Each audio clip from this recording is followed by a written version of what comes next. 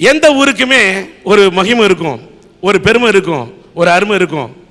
அப்படிப்பட்ட அருமை பெருமை வாய்ந்த ஒரு நகரம் தான் திருச்செங்கோடு. இமயமலையில் இருக்கக்கூடிய ஒரு குருவி இருக்கு பாருங்க. அந்த குருவிக்கு அந்த இமயமலையோட உயரமே தெரியவே தெரியாதான். நீங்கள் இமயமலையில் இருக்கக்கூடிய குருவி, நான் எங்கிருந்தோ வந்த குருவி இமயமலை அண்ணாந்து பார்ப்பதை போல இந்த திருச்செங்கோட்டை அண்ணாந்து பார்க்கிறேன். இதன் அருமை பெருமைகளை எடுத்து சொல்லாமல் அரட்டை அரங்கத்தை தொடங்குவது முறையாகாது என்ற காரணத்தால் இந்த திருச்செங்கோட்டோட பெருமை. ஆழ்துளை கிணறு போடும் சாதனமாம், அதுதான் அந்த ரிக் வாகனமாம். அது எண்ணிக்கையில் முதலிடம் பெற்ற ஒரே நகரம் இந்த திருச்செங்கோடு தான். அது மட்டுமா, அடுத்தவங்க சிரமப்பட்டா அவங்களுக்கு உதவுன்னு நினைச்சிருக்க இருக்கிற மனப்பக்குவர்கள் பெரிய மனப்பக்குவம். அதுல மூதறிஞர் ராஜாஜி அவர்களால் தொடங்கப்பட்ட காந்தி ஆசிரமம் இருக்கக்கூடிய ஒரே நகரம் இந்த திருச்செங்கோடு தான். எல்லாத்துக்கும் மேல தமிழ்நாட்டில் இருக்கக்கூடிய கோவில் திருத்தலங்களிலேயே பெரிய திருத்தேர் இருக்கக்கூடிய 4வது ஊர் திருச்செங்கோடு. அது மட்டுமா, அரட்டை அரங்கத்தின் தலைப்பு, அந்த தலைப்புக்கும் இந்த ஊருக்கும் ஒரு தொடர்பு இருக்கிறது. ஆண் பாதி பெண் பாதி, ஆணும் பெண்ணும் சரிபாதி, இதுதான் உலகத்தின் நீதி என்பதை எடுத்து சொல்ல சிவன் பாதி சக்தி பாதி என்று அர்த்தநாரீஸ்வரராக தரிசனம் தரக்கூடிய ஒரே ஆலயம் இந்த திருச்செங்கோடு தான். எல்லாத்துக்கும் மேல கற்புக்கரசி கண்ணகி, அந்த கண்ணகியின் வரலாற்றை அருமை பெருமை பறைசாற்றும் ஒரே நாடு தமிழ்நாடு. அந்த கண்ணகி மதுரையை எரித்ததற்கு பின்னால் கிட்டத்தட்ட 14 நாட்கள் நடந்து வந்து தன்னுடைய கடைசி அத்தியாயத்தை பார்த்த இடம் இந்த திருச்செங்கோடு என்று வரலாற்று சான்று சொல்லுகிறது. இப்படி கண்ணகி கால்பதித்த புனித பூமி இது. இந்த திருச்செங்கோட்டு மண்ணை தொட்டு வணங்குவதில் பெருமை அடைகின்றேன். இன்றைக்கு வாழ வேண்டிய வயதிலே விவாகரத்தை தேடி இன்றைக்கு நீதிமன்றத்தின் வாசலுக்கு பல இளைஞர்கள், பல இளம்பெண்கள் சென்று கொண்டிருக்கிறார்கள். இந்த நிலை தேவையா? அதற்கு என்ன காரணம்? விட்டு கொடுக்கும் மனப்பான்மையும் பரஸ்பர நம்பிக்கையும் இல்லாததாலா? இன்னொன்னு, பெரியவர்களுடைய வரட்டு கௌரவத்தாலும் வரதட்சணை கொடுமையாலும் தான் இந்த விவாகரத்துகள் இந்த நாட்டிலே நடக்கின்றதா? இன்னொன்னுங்க, இந்த பாழா போன நாகரிகம், ஃபேஷன் என்று சொல்லி நாகரிக வளர்ச்சி என்பதை தவறாக புரிந்து கொண்ட காரணத்தாலா? இது 3. இன்னொரு தலைப்பு என்ன எடுத்திருக்கோம்னா, யாருமே சேர்ந்து வாழக்கூடாது, அவர்களை பிரித்தே தீருவோம் என்ற குடிகெடுக்கும் மனப்பான்மை உள்ளவர்களாலா? அது ஒரு தலைப்பு. அடுத்தது என்னன்னு கேட்டா, பொருத்தமே இல்லாமல் சேர்ந்து வாழ்வதை விட பிரிவதே மேல் என்ற காரணத்தாலா? இப்படி 5 கோணங்கள் கொண்டு இங்கே அலச இருக்கின்றார்கள். ஆதி மனுஷன் நெருப்பு கண்டுபிடிச்ச காலத்துல இருந்தே நாகரிகம் வளர்ந்துட்டு வருதியா? ஐயோ, நாகரிகமா? அதெல்லாம் வளரக்கூடாதே, தப்பாச்சு அப்படின்னு சொன்னா அது சின்ன புள்ளத்தனமா இருக்கும்.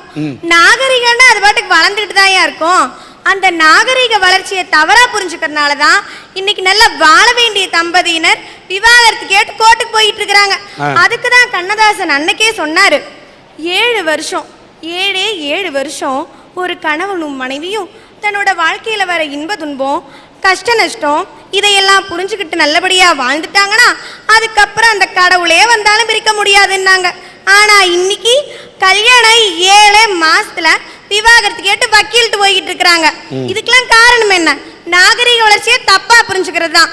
அந்த காலத்துல எத்தனை டிகிரி வாங்கினீங்கன்னு கேட்கறது நாகரிகமா இருந்தது. ஆனா இந்த காலத்துல எத்தனை டைவர்ஸ் வாங்கி இருக்கிறீங்கன்னு கேட்கறது தான் நாகரிகமா இருக்குது. பறவைக்கு ரக்க இருக்குதுங்க சார், அதுக்காக அது பறந்துகிட்டே திரியறது இல்ல. அந்த ஆண்டவன் தனக்கு கொடுத்திருக்கிற அழகாலையும் சின்ன கால்களையும் பயன்படுத்தி நம்ம ஒரு ஊட்ட கட்டுற மாதிரி அது ஒரு கூட்டை கட்டுது. தன்னோட குஞ்சுகளுக்கெல்லாம் அழகா இறையூட்டுது. அந்த பறவையோட ரக் மாதிரி தான் நாகரிகமும். அந்த சாதாரண பறவை கூட சுத்திக்கிட்டே திரியணும்னு நினைக்காம தன்னோட குடும்பத்தை பார்த்துக்குது. ஆனா இன்னைக்கு பல பேரு சுதந்திரமா பறந்துகிட்டே திரியறதுதான் வாழ்க்கை அப்படின்னு நினைச்சுக்கிட்டு குடும்பத்தை கவனிக்காம இருக்கிறாங்க. இந்த மாதிரி நாகரிக வளர்ச்சியை தப்பா புரிஞ்சுக்கிற ஒரே காரணத்தாலதான் நல்ல வாழ வேண்டிய குடும்பங்கள் இன்னைக்கு போய் கோர்ட் வாசல்ல விவாகரத்து கேட்டு நின்றுட்டு இருக்கிறாங்கன்னு பேச வந்திருக்கிறேங்க. உன்னுடைய கருத்து ரொம்ப நல்லா இருக்கு. ஓகேமா. ஐயா, நீங்க இன்னைக்கு கார்ல வந்தீங்களா, பஸ்ல வந்தீங்களா, ட்ரெயின்ல வந்தீங்களா? வரும்போது நான் முதல்ல ஈரோட்டுக்கு வரும்போது ட்ரெயின்ல வந்தேங்க, அப்புறமா கார்ல வந்தேனுங்க. நீங்களே ஓட்டிட்டு வந்தீங்களா? காரை டிரைவர் ஓட்டிட்டு வந்தாரா? ரெண்டு டிரைவர் தான் வண்டி ஓட்டி வந்தாரு. ஏன் டிரைவரை நம்பி போறவங்க இருக்காங்களே, அப்படி யாரோ ஒரு மூணாவது மனுஷன் சம்பளம் வாங்குற ஒரு மனுஷனை நம்புறவங்க வாழ்நாள் முழுதும் தன்னுடைய சுகத்துக்கும் துக்கத்துக்கும் கொடுத்து, ஏன் தன்னையே கொடுத்துக்கிற ஒரு புருஷனும் பொண்டாட்டியும் ஏன் நம்பக்கூடாது? ஒரு பொதுநல சர்வே எடுத்திருக்காங்க. 70% விவாகரத்து வழக்குகள் 35 வயசுக்கு கீழே இருக்கவங்க தான் அப்ளை பண்ணியிருக்காங்கன்னு சொல்றாங்கய்யா. ஆக இந்த இளைஞர்கள் வாழ்க்கையில விட்டு கொடுத்து பரஸ்பர நம்பிக்கையோட இருந்தாங்கன்னா இந்த விவாகரத்து வராதியா. ஏன்னா என்னுடைய கணவர் புதுக்கோட்டையில வேலை பார்த்தாரியா, நான் பழனியில் இருந்தோம். 30 ஆண்டுகள் இப்படி தான் ஷண்டிங்கில் எங்கள் குடும்பம் நடந்துச்சு. ஆனால் இப்படி ஷண்டிங்கில் நடந்தால் கூட எங்களுடைய அன்பும் பரஸ்பர விட்டு கொடுத்தல் இருந்ததுனால போன ஜனவரி மாதம் நாங்கள் 60ஆம் கல்யாணம் கொண்டாடுறோம் ஐயா. அம்மா உங்களை நான் எனக்கு உங்களுக்கு வாழ்த்துற அளவுக்கு எனக்கு வயது இல்லை, நல்ல மனசு இருக்கிற காரணத்தால் வாழ்த்துறேன். வாழ்க நீங்க. நன்றி ஐயா. ஐயா, எங்களுக்கெல்லாம் காலையில் எந்திரிச்சு சாயங்காலம் பொழுது போறதுக்குள்ள அட்லீஸ்ட் 2 குடும்பத்தையாவது கெடுக்கணும். அவன் நாசமா போய் ரோட்ல போற அந்த சுவாரஸ்யமான காட்சியை இந்த கண்ணால பார்த்தாதான் ராத்திரி நிம்மதியா தூக்கமே வருது. 2 குடும்பத்துக்கு எடுத்தா போருமா? அட்லீஸ்ட் 2 குடும்பம். நல்ல கொள்கைப்பா. எங்களுக்கு யாரு நல்லா வாழ்ந்தாலும் பிடிக்காதுங்கிற தலைப்புல நான் பேச வந்திருக்கேன். எதுக்கே நீங்களாம் அலையிறீங்க? எதுக்கு அலையிறீங்க சார்? எங்களுக்கு சிலையே வைக்கணும். எதுக்கு? இந்த மாதிரி கொள்கையை வச்சுக்கிறது. அட பாவிங்களா, உங்களுக்கு சிலை வச்சா பல வீட்டில் உழ வச்சிருவீங்களா ஐயா? ஐயா, எங்களுக்கு கல்யாண ஊடா இருந்தாலும் சரி, கருமாதி ஊடா இருந்தாலும் சரி, ஒண்ணுதான். அந்த வீட்டில் போய் போட்டுருவீங்க மண்ணுதான். ஏதோ 4 பேரை களைச்சு விட்டு அதை வேடிக்கை பார்க்கணும், அவன் நிம்மதி இல்லாம அலையணும். எங்க ஊர்ல இப்படிதான் ஒருத்தர் இறந்து போயிட்டார். நானும் அந்த துக்கத்துக்கு போயிருந்தேன். செத்தவரை தூக்கி செவுத்து ஓரத்தில் சாத்தி வச்சுட்டு அவரோட மேவன் உட்காந்து சோகமாக பார்த்துக்கிட்டு இருந்தான். அப்போ இந்த செத்தவரோட அண்ணன் வந்துக்கிட்டு இருந்தார். இந்த பையன் நேராக ஓடி போய் அவர் காலை இறுக்கி கட்டி பிடிச்சிக்கிட்டு, பெரியப்பா எங்கள் அப்பா செத்து போயிட்டார் பெரியப்பா, பெரியப்பா நீங்கள் இருக்கிறீங்க பெரியப்பா, எங்கள் அப்பா செத்து போயிட்டார் பெரியப்பா, எங்கள் அப்பா செத்து போயிட்டார் பெரியப்பா, நீங்கள் இருக்கிறீங்க பெரியப்பா அப்படின்னா. இந்த ஆளை ஆடி போய் அப்படியே பார்த்தான். அங்கே இருந்து ஒரு பெருசு எந்திரிச்சு வந்துச்சு. எங்க குரூப்ல உள்ள பெருசு, நன்மை செய்யக்கூடிய குரூப். அப்படியே வந்துச்சு. பாத்தீங்களா தம்பி, நேத்து வரையிலும் நல்லா தான் இருந்தான், உங்களுக்காவது ப்ரெஷர் இருக்கான், சுகர் இருக்கான், 2 வாட்டி ஹார்ட் அட்டாக் வந்திருக்குதான், அவனுக்கு ஒண்ணுமே இல்லை, போய் சேர்ந்துட்டான். இந்த காலத்துல எல்லாம் ஆண்டவன் நல்லவனை எல்லாம் விட்டு வைக்கிறதே இல்லை தம்பின்னு ஒரு பிட்ட போட்டான், குண்டை போட்டான். இந்த ஆளு ஏண்டா இந்த இளவு வீட்டுக்கு வந்தோம்னு நினச்சிக்கிட்டு போய் படுத்தவன் நாயா பாடி ஆயிட்டான். இளவு வீட்டுக்கு வந்தவனுக்கு இளவு கொண்டாடுற குரூப்பியா எங்க குரூப்பு? இது மாதிரி ஒரு கூட்டமே புறப்பட்டு இருக்கீங்க. அத மாதிரி கணவன் மனைவியை பிரிக்கிறது குண்டு போட்டுக்கிட்டு இருக்கீங்க. அடுத்து ஐயா, எந்தெந்த குடும்பத்தை எப்படி எல்லாம் பிரிக்கலாம்னு நாங்க 4 வெரைட்டிஸா பிரிச்சு வச்சிருக்கோம். அட பாவிங்களா, குடி கெடுக்கிற கூட்டமே நீங்க 4 விதமா எப்படி பிரிச்சிருக்கீங்க? ஒரு பொண்ணு முன்னாடி போய் பையன் பின்னாடியே போனான்னா இப்பதான் கரெக்ட் பண்ணிட்டு இருக்கான்னு அர்த்தம்.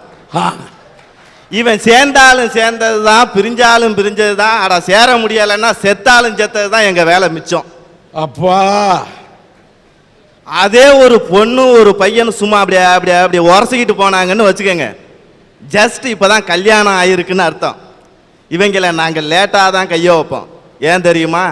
என்றைக்குமே பழத்தை கையில் வச்சுருக்கவன்ட்ட பிடுங்கினா நல்லா இருக்காது, அவன் 2 வா தின்னதுக்கு அப்புறம் பிடுங்கணும், அப்போ தான் வேதனையாக இருப்பான், நான் சந்தோஷமாக இருப்பேன். என்ன கொள்கையா அடப்பாவு. அதே ஒரு பொண்ணு ஒரு பையனும் சும்மா ரொம்ப உரசுன்னு உரசிக்கிட்டு வந்தாங்கன்னு வச்சுக்கோங்க, இவன் அடுத்தவன் பொண்டாட்டியை தள்ளிக்கிட்டு வந்திருக்கான்னு அர்த்தம். எப்பா, உன் ஆராய்ச்சி உனக்கு பிஹெச்ஏ கொடுக்கலாம் போல இருக்கு ஐயா. அடுத்து 4வது வெரைட்டிஸை நல்லா கேட்டுக்கோங்க. ஒரு பொம்பளை வேற நான் நல்லா கேட்டுக்கணும். நல்லா ஒரு குடும்பம் நல்லா இருக்க கூடாதுன்னு நினைக்கிற சொல்ற விஷயத்தை நான் நல்லா கேட்கணுமா? இது நல்லா இருக்காங்க ஏங்க, நீங்களே யோசிச்சீங்க.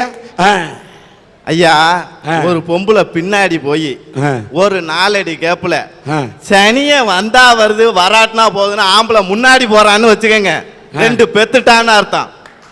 இவனுக்கிட்ட நாங்க எந்த வீட்டை போட்டாலும் நச்சுன்னு உட்காரோம். ஒன்றும் இல்லை, பின்னாடி வர்றது யாரா அவங்க பக்கத்து வீட்டு அம்மாவான்னு கேட்டா போதும், அந்த பொம்பளை வீட்டில் அவனை பெரட்டுன்னு பெரட்டி எடுத்துச்சிடும். ஏன்டா நேற்று ஃபுல்லாக பக்கத்து வீட்டுக்காரியோட தான் போயிட்டு இருந்தியா? அப்படின்னா அவன் என்ன ரோட்டில் வச்சு இப்படி கேட்டு விட்டான் அப்படிங்க. அப்பா உங்களை விட்டா கவுந்தியர்களையும் கெடுத்துருவீங்க போல இருக்கு, மகாத்மா காந்தியடிகளையும் கெடுத்துருவீங்க போல இருக்கு. அப்பா இந்த மாதிரி ஒரு கூட்டம் அலைஞ்சா நாட்டில் எந்த கணவன் மனைவியா சேர்ந்து வாழ முடியுமா? இந்த மாதிரி சில பெருசுங்க அங்கங்க நுழைஞ்சி இதை போன்ற ஒரு கொள்கையை வச்சுக்கிட்டு எந்த கணவன் மனைவி சின்னஞ்சிருச்சுங்க சந்தோஷமா இருந்தாலே பிடிக்காம கொஞ்சம் இடைவெளி தெரிஞ்சா போறோம் உள்ள நுழைஞ்சி அப்படியே அவங்கள பிரிக்கிறதுக்கு திட்டம் போட்டுருது. உலகத்துல உன்னதமான ஜோடி, பொருத்தமான ஜோடி, புனிதமான ஒரு ஜோடி இருக்கு, அதுதாங்க செருப்பு. சரி சார், செருப்பு பிஞ்சு போச்சுன்னா தச்சு காலில் போட்டுக்கலாம். செருப்பை நஞ்சு போன செருப்பு வச்சுக்கிட்டு என்ன பண்ண முடியும்? காலுக்கு உதவாத செருப்பை கழட்டி தூக்கி எறிஞ்சிட்டு வெறுங்கால நடாத வந்துடலாம். ஒத்து வராத குடும்பத்துல குடிகாரன புருஷனை கட்டிக்கிட்டு எங்க அம்மா டைவர்ஸ் பண்ணிட்டு இன்னைக்கு வாழ்க்கையில தனியா வந்து சாதிச்சு காட்டுனாங்க. எவ்வளவு கொடுமையெல்லாம் தாங்கி வந்தோமா அந்த கதையை பத்தி சொல்ல வந்திருக்குங்க. அதாவது பொருத்தம் இல்லாம வாழற இந்த வாழ்க்கையை விட சேர்ந்து வாழறதை விட பிரியறதே மேலுங்க. எங்க அப்பா குடிச்சிட்டு வந்து எங்க அம்மாவுக்கு கொடுமைப்படுத்துவாங்களே, இப்ப நினைச்ச என் கண்ணில் தண்ணி வரலைங்க, எங்க கண்ணில் ரத்தம் வருதுங்க. அந்த அளவுக்கு கொடுமையை நான் தாங்கி இருக்கேங்கய்யா. எங்க அம்மா அழுதுகிட்டே சோறு போடுவாங்க. சோறு திங்கும் போது இந்த சோத்தை மனசு திம்பான்னு தூக்கி எறிவாரு சோறை. அந்த சோத்தை பொறுக்கி எங்க அம்மா எங்களுக்கு தண்ணியில் அலாசி புழிஞ்சு எங்களுக்கு போட்டாங்க. ஏன்னா அந்த அளவுக்கு எங்க வீட்டில் வருவீங்க. இவ்வளவு தாங்கி எங்க அம்மா வாழ்ந்தது ஒரே காரணம், இந்த மனசு திருந்துவானு பார்த்தாங்கய்யா. திருந்துற மாதிரி தெரியலையா? அம்மா இப்படி தினசரி செத்து சுண்ணாம்பாவறத விட டைவர்ஸ் வாங்கிட்டு வந்துடலாமான்னு நினைச்சவன் எங்க அப்பா என்ன பண்ணாரு தெரியுமா? இன்னொருத்தனோட பொண்டாடி கூட்டிட்டு போயிட்டாருங்க. ஏற்கனவே என் குடும்பம் வறுமையில இருந்தது, மீண்டும் வறுமையில தள்ளப்பட்டேன். எங்க அம்மாவும் பாட்டியும் வயசான பாட்டி தடுமாறலைங்க. அதுக்கோசரம் 5 ரூபா கூலிக்கு வேலைக்கு போய் எங்களை காப்பாத்தினாங்க. 5 ரூபாய்க்கு போனாதாங்க அன்னைக்கு எங்க வீட்டில் அடுப்பெரியும். அந்த கஷ்டத்தில என்னால வீட்டில் பார்க்க முடியலைங்க. 5 ரூபா வேலைக்கு வந்தேங்க, இன்னைக்கு வாரம் 1000 ரூபா சம்பாதிக்கிறேங்க. எங்க அம்மாவை பாட்டி உட்கார வச்சு சோறு போடுறேன்.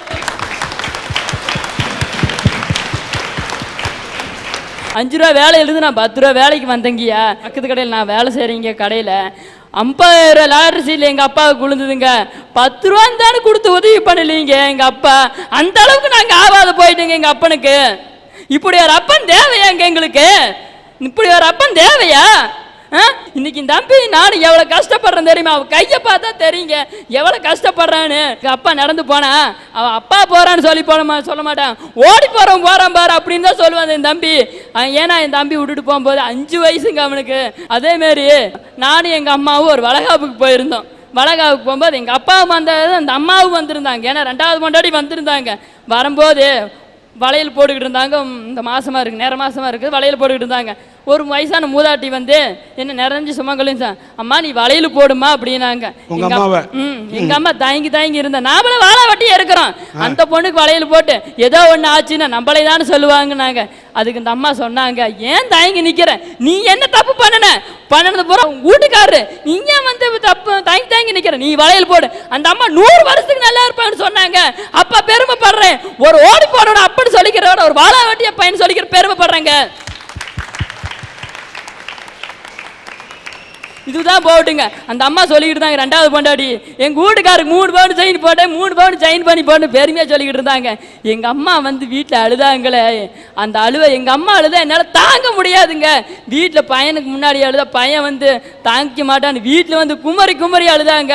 குருவி சேர்த்துற மாதிரி நான் வீடு கட்டுறது சேர்த்தனுங்க. 1 ரூபா 2 ரூபா இல்லைங்க, 4 பவுன் எங்க அம்மாவுக்கு தெரியாத கடையில் போய் 4 பவுன் பண்ணி எங்க அம்மா கழுத்துல போட்டேங்க. எங்க அம்மா இப்போ ஒரு வார்த்தை சொன்னாங்க, உங்க அப்பங்கூட பொழைச்சதை விட உன்னை பெத்தது சந்தோஷப்படுறேன்னு சொன்னாங்க. அந்த சொல்லுதான் உங்ககிட்ட நான் பேசிக்கிட்டு இருக்கிறேன். அந்த சொல்லுதான் உங்ககிட்ட நான் இந்த அளவுக்கு என்னை முயற்சி வச்சுது. உன் பேரு ராஜேந்திரன். உங்க அம்மா கழுத்துல நீ போட்ட நகை தங்கமோ என்னமோ எனக்கு தெரியாது. உங்க அம்மா பெத்தெடுத்த நீதாயா தங்கம், நீதாயா சிங்கம். ஆனா உன்னை பார்க்கும்போது எனக்கு என்ன ஒண்ணு தோணும் தெரியுமா? இதே ராஜேந்திரன் ஆகிய நான் என் தங்கை கல்யாணின்னு ஒரு படம் எடுத்தேன். சின்ன பிள்ளையில அப்பங்காரன் செந்தாமரை என்னுடைய சின்ன வயசுல விட்டுட்டு போனோன்னு அம்மாவா ஸ்ரீவித்யா நடிச்சிருப்பாங்க. அவங்கள வச்சு காப்பாத்திருப்பேன். பெரிய வயசுல அவங்க அம்மாவை காப்பாத்தின பிறகு வாடும் போது ஓடி போனவன் அந்த செந்தாமரை அப்பன் கேரக்டரா நடிச்சவன் தேடி வருவான். கை கால்லாம் பாதிக்கப்பட்டு அப்ப எங்க அம்மா அவனை வீட்டுக்குள்ள சேர்க்கணும்னு சொன்னப்ப சேர்க்க மாட்டான் இந்த பையன். அப்ப சொல்லுவான், பச்சை மரத்துல தச்ச ஆணி தச்சதுதான், பச்சை பிள்ளையில பாத்திய மனசுல வச்சதுதான் அந்த பையன் போராடுவான். அப்ப படம் நல்லா ஓடிச்சு வெள்ளி விழா. இதெல்லாம் ஏதோ கதை நினைப்பீங்க, கதை இல்லைங்க, பலரோட வாழ்க்கை. இந்த நிலைமை இருந்தா இந்த பையன் இவங்க அம்மாவும் அப்பாவும் சேர்ந்து வாழணும்னு சொல்லுவானா? எங்க அப்பா செத்து கிடந்தாருன்னா அழுவ மாட்டேன். எங்க அம்மா கண்ணுல இருந்து ஒரு துளி வந்தா என்னால தாங்க முடியாதுங்க. இந்த அளவுக்கு எங்க அப்பா வெறுக்கிறனா காரணம் நீங்களே புரிஞ்சுக்குங்கய்யா. நீ சொல்லவே வேணாம், என்னால ஒரு பானை சோத்துக்கு ஒரு சோறு பதம் என்பதை போல நீ பேசும்போதே என் ரத்தமே கொதிக்கிறது என்று சொன்னால், ஆம்பளை புருஷன் ஒரே ஒரு 3 முடிச்சு போட்டதுக்காக என்ன வேணாலும் ஒரு பொண்ணை போட்டு குடிச்சிட்டு அடிச்சா எத்தனை நாளைக்கு ஒரு பெண் தாங்குவாள்? பொங்க மாட்டாளா? அவ பொங்க வேணா, பெத்த புள்ள பொங்க மாட்டானா? ஐயா, இப்படியெல்லாம் குடிகாரங்கிட்ட பொழைக்கிறதெல்லாம் ஒரு பொழப்பாயா? டைவர்ஸ் வாங்கிட்டு வந்துடலாயா நிம்மதியா? இப்படி பொருத்தம் இல்லாமல் வாழ்வதை விட சேர்ந்து வாழ்வதை விட பிரிந்து விடுவதே மேல் என்று இந்த ராஜேந்திரன் சொல்லுகிறார். அதை இந்த ராஜேந்திரன் கேட்டுக்கொண்டிருக்கின்றேன். ஆனா வரேன், தீர்ப்புக்கு வரும்போது நான் பார்க்கிறேன். அடுத்து, வாழ வேண்டிய வயதில் விவாகரத்து கேட்டு தம்பதியினர் கோர்ட்டுக்கு அடைவது ஏன்? அருமையான தலைப்புங்க சார். சரிம்மா. நம்ம நாட்டுக்கு இப்ப தேவையான தலைப்பு இதுதாங்க சார். சரிங்க. நம்ம தமிழ்நாட்டுல பக்கமா இந்த சிக்குன்குனியான்னு ஒரு குனியா வந்தது. அது ஆரம்ப காலத்துல அப்படியே பரபரப்பா இருந்தாலும் போக போக எல்லா குடும்பத்துக்கும் சர்வ சாதாரணமா மாறி போச்சு. சரி, அது மாதிரிதாங்க சார் இந்த விவாகரத்தும். அந்த காலத்துல ஒரு குடும்பத்துல டைவர்ஸ் ஆனா கூட என்னது விவாகரத்தாச்சா அப்படிம்பாங்க. ஆனா இப்ப விவாகரத்து தானே ஆச்சு அப்படிங்கிறாங்க. அந்த அளவுக்கு இன்னைக்கு விவாகரத்து பெருகி போச்சு. அப்படி பெருகுனனாலதான் வாழ வேண்டிய இளம் தம்பதியினர் வாழ்க்கைங்கிற வாசப்படிய முதிக்க வேண்டிய வயசுல விவாகரத்து கொடு கோர்ட்ல போய் நிக்கிறாங்க. அதுக்கு காரணம் யாருன்னு நினைக்கிறீங்க? எல்லாம் அந்த பெருசுங்க. அதேதான், அதாவது பெரியவங்களோட பணத்தாசினாலும் அவங்களோட வீணா போன ஒண்ணுமில்லாத இந்த வெட்டி வரட்டு கௌரவத்தினாலையும் தான் இன்னைக்கு பல குடும்பம் டைவர்ஸ் கேஸ்ல போய் நிக்குதுங்க சார். பொதுவா கல்யாணம்னா என்னன்னு சொல்லுங்க ஐயா. கல்யாணம்னா என்ன? ஒரு பையனுக்கும் பொண்ணுக்கும் அவர் வயசு வந்தோடனே அவங்கள வாட சொல்லி ஊரை கூட்டி அவரோட சொந்தத்தை கூட்டி அச்சதை போட்டு இவங்க தான் இந்த பையன் இதான் பொண்ணு, இவங்க 2 பேரும் கல்யாணம் பண்ணிக்கிறாங்க அப்படின்னு உலகத்துக்கு அறிவிக்கிறதுக்கு தான் அப்படின்னு நீங்க சொல்றீங்க. ஆமா. ஆனா உண்மையான கல்யாணம்னா பொண்ணுக்கு பையனை பிடிச்சிருக்கணும், பையனுக்கு பொண்ணை பிடிச்சிருக்கணும். நான் அழகுல மட்டும் சொல்ல வரல, மன உணர்வால உள்ளத்தால ஒருத்தருக்கு ஒருத்தர் பிடிச்சிருக்கணும், ஒருத்தருக்கு ஒருத்தர் புரிஞ்சிருக்கணும். அது பேர் தான் சார் கல்யாணம். அப்பதான் மாப்பிள்ளை தாலி கட்டணும், பொண்ணு தாலி கட்டிக்கணும். இவ்வளவுலாம் கேக்குறிய? நீ எப்படி கல்யாணம் பண்ணிப்ப? எங்க அம்மா அப்பா பாக்குற பையனைத்தான் கல்யாணம் பண்ணிக்குவேன். ஆனா எனக்கு பிடிச்சிருந்தா மட்டும்தான் நான் கழுத்தை நீட்டுவேன். சபாஷ். நோயில் கிடந்து நொந்த போதெல்லாம் மருத்துவத்தாலா மறுபடி எழுகிறேன். இல்லை கண்மணி இல்லை, உந்தன் கடைவெளி திரளும் கண்ணீர் துளிகள் என் மேல் விழுந்தவுடன் அல்லவா எழுந்து விடுகிறேன். ஒரு கவிஞன் எழுதுறான் சார். ஒரு கணவன் நோய்வாய்ப்பட்டு படுத்த படுக்கையா கிடக்குறான். அவனை ஹாஸ்பிட்டல் கூட்டிட்டு போறாங்க. அவனுக்கு டாக்டர் 1008 மருந்து மாத்திரையை கொடுத்தாலும் அதெல்லாம் அவனுடைய நோயை குணப்படுத்தாது. ஆனா அவன் தினம் தினம் படுற வேதனைய பார்த்து அவனுடைய மனைவி அன்பால அக்கறையால சிந்தா பாருங்க கண்ணீர். அந்த வேதனையை பொறுக்க முடியாம இந்த கணவன் தன்னுடைய வேதனையை மறந்துட்டு எழுந்து உட்கார்றான் சார். இந்த வாழ்க்கை யாருக்கு கிடைக்கும்? வாழ்க்கைய அணு அணுவா ரசிச்சு ஒருத்தருக்கு ஒருத்தர் அனுசரணையா அன்பா விட்டு கொடுத்து நம்பிக்கையா வாழ்றவனுக்கு கிடைக்கிற கல்யாண பரிசு. ஆனா இன்னைக்கு சமுதாயத்துல குடும்ப வாழ்க்கை எப்படி இருக்கு சார்? நம்ம சாதாரணமா ஒரு கடைக்கு போறோம், ஒரு பொருளை வாங்குறோம். அந்த பொருளை நாம ஒரு நாள் யூஸ் பண்ணலாம், ஒரு மாசம் யூஸ் பண்ணலாம், ஒரு வருஷம் யூஸ் பண்ணலாம், மிஞ்சி மிஞ்சி போனா ஒரு 10 வருஷம் கூட யூஸ் பண்றோம்னு வைங்க. அந்த பொருளையே நாம பணம் கொடுத்து நம்பி வாங்கிட்டு வரோமா இல்லையா? அப்படி இருக்கும்போது கணவன் மனைவிங்கிற சொந்தம் கடவுளால நிச்சயிக்கப்பட்ட ஒண்ணு. மிக மிக புனிதமான உறவு சார். ஒரு மனுஷனுடைய வாழ்நாளின் கடைசி வர அவனுடைய உடல்ல உயிர் இருக்கிற வர அவன் கூட வரக்கூடிய சொந்தம் எது அப்படின்னா இந்த கணவன் மனைவி பந்தம். கணவனுக்கு மனைவியும் மனைவிக்கு கணவனும் மட்டும்தான் சார் நிரந்தர ஆதரவா இருக்க முடியும். ஆனா இன்னைக்கு அவங்களுக்குள்ள ஒரு விரிசல் ஏற்பட்டு விவாகரத்து அப்படிங்கிற ஒரு கொடுமையான எண்ணம் அங்க தோன்றுதுன்னா அதுக்கு காரணம் கணவன் மனைவியரிடையே பரஸ்பர நம்பிக்கையும் விட்டு கொடுக்கக்கூடிய மனப்பான்மையும் குறைஞ்சு போச்சு சார். அவங்க சொன்னாங்க பாருங்க, ஒரு நோய் வந்து படுத்தப்ப ஒரு மனைவி வந்து ஆறுதலா இருக்கிறது தான் ஒரு மருத்துவன் கொடுக்கக்கூடிய மருந்தை விட அது மாற்றிவிடும் என்று சொன்னார். அது 100க்கு 100 உண்மைங்க. தலைவலின்னு என்னதான் நம்ம தலைவலிச்சுன்னு படுத்தாலும் நமக்கு தலைவலி வந்தா சில வீட்டில் தாரம் மட்டும்தாங்க அவன் மாத்திரை சாப்பிட்றான். இதாங்க உண்மை. என்ன காரணம்? மனைவியை மட்டும்தான் வாழ்க்கை துணைவின்னு சொன்னான். கடைசி வரைக்கும் வரக்கூடிய துணைவி யாருன்னு கேட்டா மனைவி தாங்க. ஏன்னு கேட்டா இதை நான் வாழ்ந்து பார்த்தவன் சொன்னா உங்களுக்கு கல்யாணம் பண்ணிக்கிட்டேன் வாழ்ந்த 3 பிள்ளை குட்டிகளை பெத்தெடுத்தவன் சொல்றான்னு. ஆனால் கர்ம வீரர் காமராஜர் சொல்லியிருக்காரு.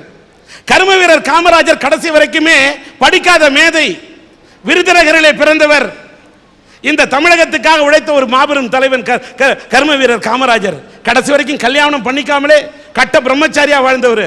ஆனா கடைசி காலத்துல அவர் என்ன சொன்னார் தெரியுமா? ஏன்னு கேட்டா அவரை பத்தி சாவி ஒரு இடத்துல எழுதுறாரு. அவர் உடம்பு சரியில்லாம படுக்கையா இருக்காரு. அப்ப கஷாயம் போட்டு கொடுத்துட்டு மாத்திரைலாம் எடுத்து போடக்குள்ள, கர்மந்திரம் கல்யாணமே பண்ணிக்காம இருந்துட்டேன், இந்த கஷாயெல்லாம் போட்டு கொடுக்கறதுக்கு ஒரு கட்ட பொண்டாட்டி கூட இருந்தால் நல்லா இருக்கும் போல இருக்குப்பா, பொண்டாட்டியே இல்லாமல் வாழ்ந்துட்டேன்ப்பா, நமக்கெல்லாம் பொண்டாட்டியே இல்லைன்னு வருத்தப்பட்டாராம். யாரு? கடைசி வரைக்கும் கட்ட பிரம்மச்சாரியா வாழ்ந்த காமராஜர் அந்த கடைசி காலத்திலே வருத்தப்பட்டார், ஆதங்கப்பட்டார் என்று எழுத்தாளர் சாவி எழுதுகிறார். நல்ல உடம்புல நல்ல ரத்தம் இருக்கும் போதெல்லாம் பொண்டாட்டியோட அருமை தெரியாதுங்க. ரத்தம்லாம் சுண்டி உடம்பு தளர்ந்து நாடி தளர்ந்து இந்த தலை நிற்க முடியாம சாய்க்குள்ள இந்த சாட்சிக்கிறதுக்கு ஒரு தோல் தேவை. கூட எந்த தோலுமே வராதுங்க. அந்த தோல் யாரு தெரியுமா? அந்த தோழமை யாரு தெரியுமா? அந்த துணை யாரு தெரியுமா? மனைவி என்ற வாழ்க்கை துணைவி தான்.